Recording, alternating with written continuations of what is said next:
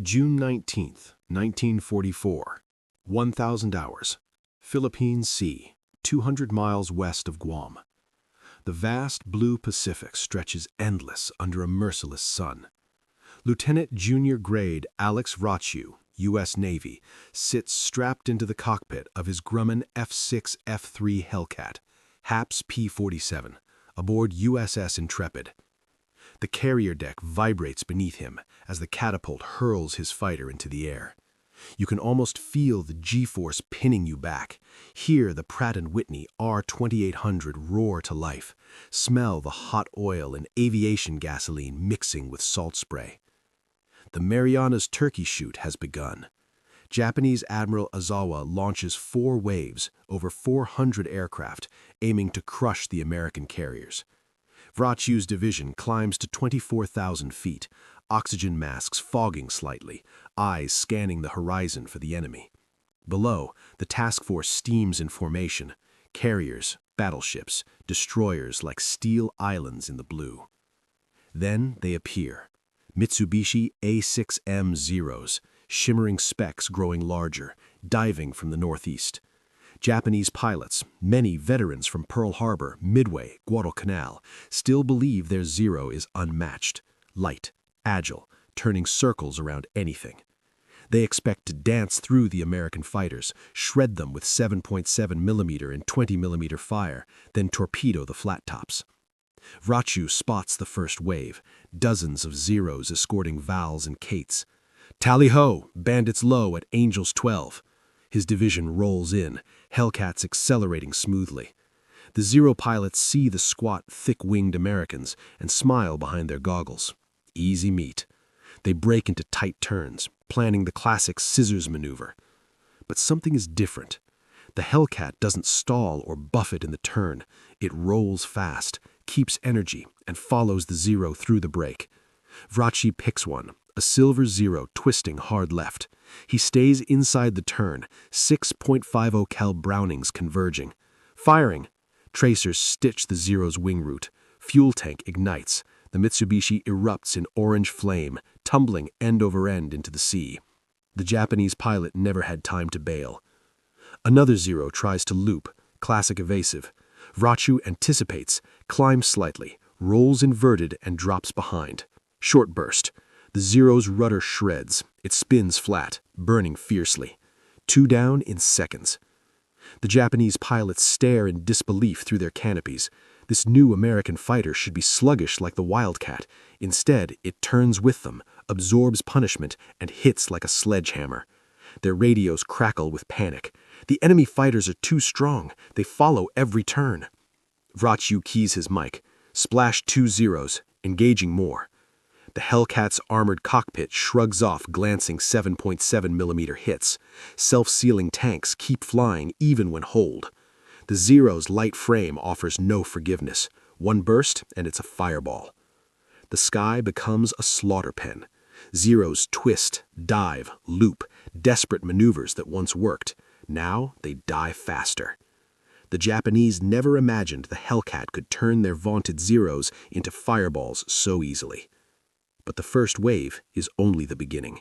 The first wave of Japanese aircraft is already crumbling. June 19th, 1944, 10:15 hours, Philippine Sea. Lieutenant Junior Grade Alex Vraciu rolls his Hellcat right, bleeding off speed just enough to stay inside the turn of a fleeing Zero. The Mitsubishi tries a desperate split S, diving inverted then pulling up hard. Vraciu anticipates, chops throttle, drops his nose, and follows through the maneuver like it was scripted. You can almost feel the negative G tugging at your stomach, hear the R2800 snarling as power surges back on, see the Zero's red Hinomaru filling the gun sight. Firing. 650 caliber Brownings erupt. Tracers converge in a deadly cone. The Zero's wing folds. Fuel pours out in a glittering spray, then ignites. Fireball. The pilot never pulls the ripcord. 3 for Vraciu already. Around him, other Hellcats from Fighting Squadron 16, VF-16, tear into the formation. Zeros that once danced circles around Wildcats now find themselves outturned, outclimbed, outdived, and outgunned. A Japanese ace, perhaps a veteran from the Coral Sea, spots a lone Hellcat and dives on it from above, 20-millimeter cannons flashing. The American pilot, Ensign Robert Bob Holder, doesn't panic. He breaks hard left into the attack, forcing the Zero to overshoot. Holder pulls up sharply, rolls, and drops on the Zero's 6. Short, controlled burst. The A6M's tail shatters. It spins flat into the sea, trailing black smoke. The Japanese pilot ejects too late. Parachute burns before it opens. Panic spreads through the Japanese strike groups. Radios crackle with frantic calls. Enemy fighters are too fast. They turn with us. Break, break. Vals and Kates jink desperately, but without fighter cover, they are easy prey. Hellcats pounce from above and behind, diving passes that shred wings, cockpits, engines. 1-0 attempts a head-on run, hoping to ram. The Hellcat pilot holds steady, fires a long burst. The Zero disintegrates mid-air, pieces tumbling like confetti. Vraciu spots a large formation, Vals escorted by Zeros diving toward the carriers. He pushes throttle to the firewall, closes from 6 o'clock high. Tally, 6 Zeros low. He picks the trailing fighter, squeezes. Tracers rake the fuselage. The Zero explodes in a bright orange sphere. The pilot's parachute deploys, burning. 4 for Vraciu. The Japanese pilots are dumbfounded. Their Zero's legendary maneuverability, once the terror of the Pacific, has become a death trap. The Hellcat's armored cockpit shrugs off 7.7mm fire. Self-sealing tanks keep it flying when holed. Its 6 heavy machine guns deliver devastating firepower. The Zero's light frame and unprotected fuel tanks turn every hit into a fireball. What was supposed to be a slaughter of American carriers has become a turkey shoot in reverse. By 1100 hours, the first 2 waves are decimated. Over 100 Japanese aircraft down, most to Hellcats. Vraciu's tally climbs. The sky is dotted with parachutes, smoke trails, and flaming wreckage falling toward the sea. The Japanese pilots who survive the first pass radio back in disbelief. The new American fighters, they are monsters. They turn better than we thought possible.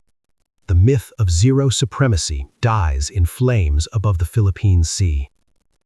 But the 3rd and 4th waves are still inbound. The Philippine Sea is now a graveyard of fire and smoke. June 19th, 1944, 11:30 hours. Lieutenant Junior Alex Vraciu climbs back to altitude after splashing his 5th Zero, the Hellcat's wings still vibrating from the recoil of 6 heavy Brownings. The sky ahead is thick with the 3rd wave, more Zeros, Vals, and Kates diving toward the American task force. Below, the carriers launch more Hellcats.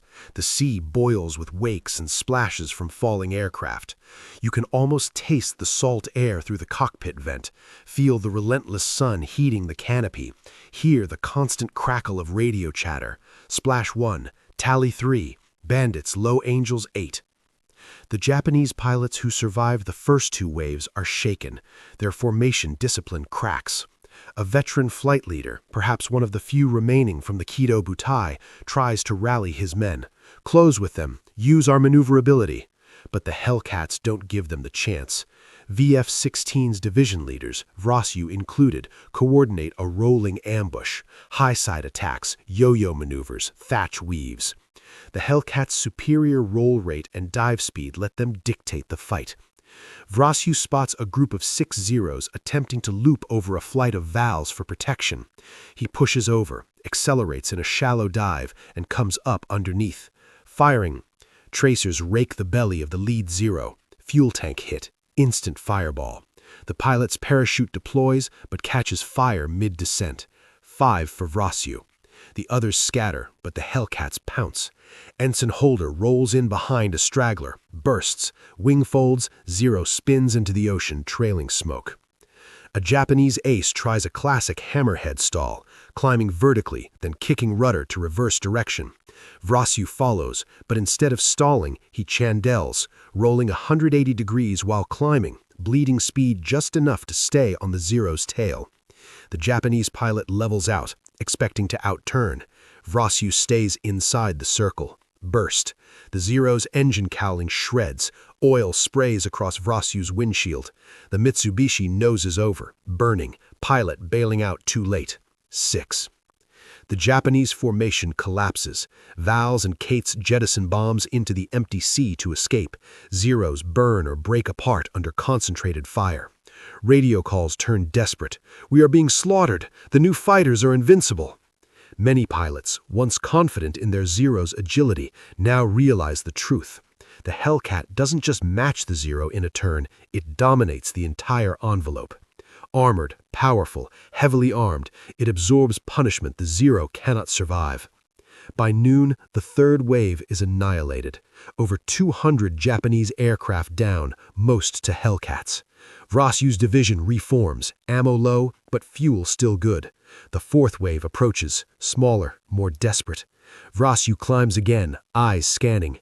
Tally, bandits at Angels 10, closing fast. The Japanese pilots who launched this final wave know the score. Their comrades' burning wrecks float below like warnings, yet they press on. Honor, orders, desperation. The Hellcats wait above, engines roaring, guns hot. The turkey shoot is far from over. The Philippine Sea has become a cauldron of fire and wreckage. June 19, 1944, 12:30 hours. Lieutenant Junior Grade Alex Vraciu pushes his Hellcat to maximum power, climbing back toward the fourth and final Japanese wave. Smaller now, perhaps 50 aircraft, but still dangerous. Smoke trails scar the sky. Burning Zeros and Vals dot the ocean like floating bonfires. You can almost feel the exhaustion creeping into muscles after hours of high G turns. Hear the R-2800's steady thunder mixed with the constant ping of cooling metal. Taste the dry oxygen from the mask as it rasps against your face. The Japanese pilots in this last wave know they are doomed. Their leaders have already radioed back the horror. The new American fighters turn with us. They are armored demons. We are being massacred. Many Zeros fly with damaged wings or trailing smoke, survivors from earlier waves. Val's and Kate's jettison external bombs early, desperate to lighten for escape. But there is no escape. Vraciu spots the formation, Zeros trying to shield the bombers, diving low toward the carriers. He rolls in from 8 o'clock high, division mates fanning out behind. Tally, bandits at Angels 6, closing the deck. He picks the trailing Zero, silver with red cowling, diving hard. Vraciu follows, closes to 300 yards, firing. 6 guns roar. The Zero's canopy shatters, pilot slumps forward. The aircraft rolls inverted, flames licking from the engine, then plunges straight into the sea. 7 for Vraciu. The Japanese formation disintegrates. A Kate torpedo bomber tries to press home, low and fast. Vraciu breaks left, drops behind it, fires a long burst. The Kate's wing folds. Torpedo drops harmlessly into the water as the aircraft cartwheels and explodes on impact. 8. Around him, Hellcats from VF-16, VF-15, and other squadrons finish the job. Zeros attempt Immelman turns, once deadly against Wildcats, but Hellcats stay inside every loop, every scissors. A Japanese pilot tries a defensive barrel roll. The pursuing Hellcat rolls faster, stays on his tail, fires. Fireball. Another Zero attempts a hammerhead, stalls vertically. The Hellcat pilot chandels, comes over the top, guns blazing. The Zero spins flat, burning. By 1400 hours, the fourth wave is annihilated. Over 300 Japanese aircraft lost, most to fighters, a handful to flak. Vraciu lands back on Intreated with holes in his wings, but no critical damage. He climbs out, legs unsteady, face black with cordite. "How many?" the deck crew asks. 9 confirmed, he replies quietly. The deck erupts in cheers. Vraciu's tally makes him the Navy's top ace of the day. The Japanese pilots who limp back to their carriers, fewer than 30 aircraft return, are broken. Admiral Ozawa receives the reports in stunned silence. The Zero, once the terror of the Pacific, has been outclassed in every way. The Hellcat turns Zeros into fireballs so easily that the survivors can only whisper in disbelief. They were not supposed to do that. The Pacific sky belongs to the Americans now. The war turns. The end draws near.